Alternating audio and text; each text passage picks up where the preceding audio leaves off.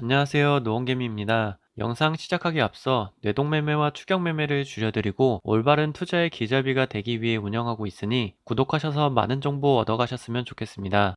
지금 시장에서 호재와 악재가 어느 정도 진행돼 있고 위치가 어느 정도인지 돌아보는 시간을 가져보겠습니다. 자, 호재는 옆에 쳐놓은 것처럼 아무것도 없습니다. X. 지금 당장 나올 수 있는 호재는 러시아 우크라이나 전쟁이 끝난다가 제일 먼저 나올 수 있는 시장의 반등을 이끌 수 있는 정도의 큰 이슈죠. 오늘 나온 뉴스인데요. 러시아 G20 미국 러시아 정상회담 제안 오면 고려 가능이라는 뉴스가 나왔고 사실상 어렵지 않은 제안입니다. 지금 러시아도 그렇고 각국의 정상들은 러시아 전쟁만 해결된다면 많은 나라가 해당이 되는 에너지 관련된 비용을 줄일 수 있는 계기가 될 수가 있습니다. 그렇기 때문에 G20 각국의 정상들이라면 발벗고 나서서 이걸 추진해야 되는데 러시아의 목적이 뭔지도 중요하겠지만 일단 이런 자리를 계속 만들어서 대화로 풀 수 있는 장을 계속 만들어야 되겠죠. 하지만 미국이나 바이든이 이런 걸 원치 않고 인플레이션을 강제적으로 전쟁 핑계로 잡을 생각이라면 절대로 이루어지지 않을 겁니다.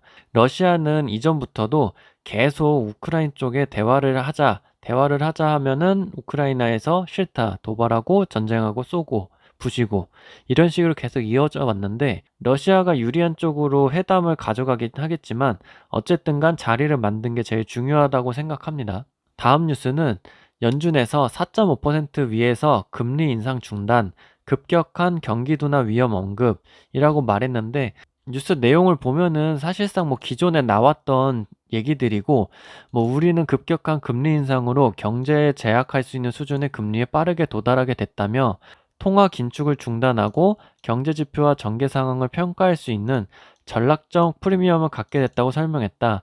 전 세계에 있는 모든 사람들이 부담이 될 수 있을 정도로 금리가 빠르게 올랐고 많이 오른 거는 지금까지 누구나 아는 사실입니다. 하지만 이만큼 금리를 올렸음에도 물가는 잡힐 기미가 보일 듯 말 듯 하지만 미국의 실업률이 전혀 떨어질 기미도 안 보이고 고용이 너무 견고하게 잘 버티고 있기 때문에 파월은 그거를 빌미로 삼아서 계속적인 금리 인상, 경제가 생각보다 체력이 좋구나, 탄탄하구나 생각을 해서 강하게 밀어붙이고 있다고 생각합니다. 파월이 이전에 말한 것처럼 소비를 강제적으로 제한하는 한이 있더라도 인플레이션을 꼭 잡겠다고 말을 했는데요.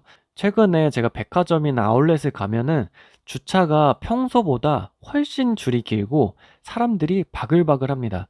그리고 제 주위에서 주식을 하지 않는 사람도 아직까지 월급으로 모아둔 돈이 있기 때문에 해외여행도 다 계획하고 있고 소비도 전혀 줄지 않는 모습을 쉽게 볼 수 있습니다. 하지만 저와 여러분들처럼 계속해서 현금을 자산시장으로 투입을 해야 되기 때문에 현금 흐름이 부족하거나 막힐 수가 있어서 소비가 강제적으로 주는 현상은 있을 수 있어요.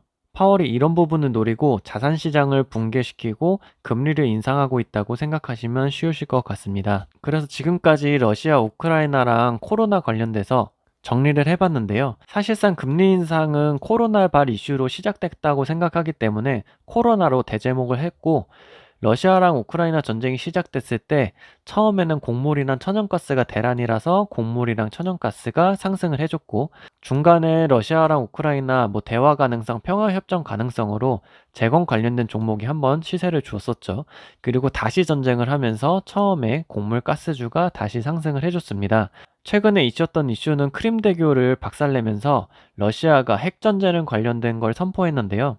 핵전쟁 관련된 뉴스로 요오드 관련된 종목들과 방산 관련된 섹터들이 상승을 줬던 흐름입니다. 이 이슈에는 평화협정이 나온다면 다시 네옴시티나 재건 이쪽으로 돌아갈 수 있겠죠. 그러면 다시 대화가 잘 풀리면은 곡물가스 이런 식으로 계속 반복될 겁니다. 그래서 이렇게 정리를 한번 해봤고요. 다음으로 볼 대표 악재는 최근에 인플레이션으로 결과가 나오고 있는 코로나인데 코로나는 초창기 때 전 세계에 없었던 강력한 확산세를 보여주면서 전 세계 무역의 길을 막게 되는 이슈가 되게 됐는데요. 이때는 별의별 테마가 다 상승했고, 이때 상승했던 테마주들은 지금 시장에서는 관련이 없는 테마로 분류가 된다고 생각하고요. 지금 뭐 유럽이나 중국이나 뭐 싱가포르 쪽에 코로나가 다시 심각하다는 얘기가 나오는데 아직까지는 좀 부족하지 않나 싶고요. 코로나 이슈로 양적 완화를 하면서 역대급으로 달러를 풀면서 역대급인 호황기를 겪게 됩니다. 저는 소득 분위에서 걸려졌기 때문에 사실상 나라에서 지원금을 뭐 10원도 받진 않았는데 양적 완화 때문에 자산 시장에 거품이 껴서 뭐 인플레이션이 왔다고 하니까 조금 억울한 감이 있기는 합니다. 지금 이슈가 되는 인플레이션은 코로나 이슈로 인한 결과라고 보시면 되고요. 지금 와서 정신을 차리고 보니까 최고점이었죠. 작년 8월달, 9월달 정도가 전 세계 자산시장의 최고점이었고 정신 차리고 보니까 지금 최저점에 물려있게 됩니다. 이러한 인플레이션을 잡기 위해서 연준에서는 금리 인상이라는 카드를 꺼내들었기 때문에 금리 인상 수혜주로 은행주 아니면 뭐 대출주, 대부업 이런 관련된 종목 상승해주고 있고 관련된 종목으로는 뭐 제주은행, 푸른저축은행, SCI 평가정보, 최근에 추천드렸지만 아직 상승하지는 않는 리드코프 이런 식으로 금리 인상 수혜주가 시세를 보여주고 있습니다. 지금 보시는 것처럼 시장에서 가장 큰 이슈가 전혀 해소된 부분도 없고요.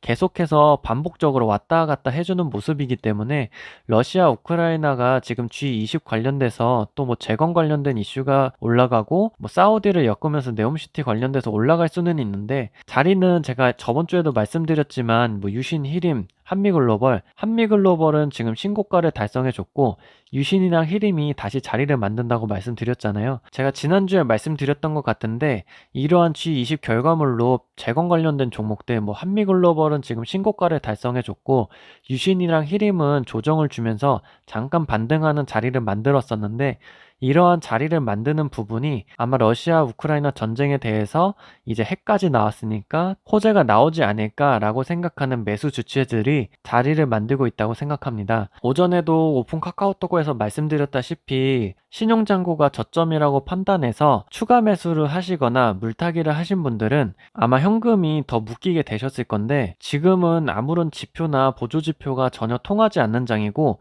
이전 코로나 장과는 다르게 다시 양적 완화를 실행할 수 없는 상황이기 때문에 이전에 나왔던 다른 지표와 보조지표를 참고하시기보다는 코로나가 완전히 종식되거나 러시아 우크라이나 전쟁이 완전히 해소되는 두 가지 큰 이슈 중에 하나라도 완전히 해소되는 거를 바닥 시그널로 인지하시고 투자하시는 게 투자에 제일 도움이 되실 거라고 생각합니다. 전 세계의 지수가 빠지고 있기 때문에 공매도 금지가 단기적으로는 도움이 될 수도 있지만 외국인들의 매수세는 어느 정도 쇼커벌링 물량으로 볼 수 있다고 생각하고요. 전 세계 증시가 오르지 못한다면 공매도 금지 조치도 응급처치 정도밖에 안 되기 때문에 단기적으로 지지는 형성할 수 있지만 공매도 금지 뉴스를 바닥이라고 판단하고 투자하신다면 신용잔고가 감소함에 따라 투자를 과감하게 하신 거와 같이 똑같은 반복이 될 수 있으니 주의하시기 바랍니다.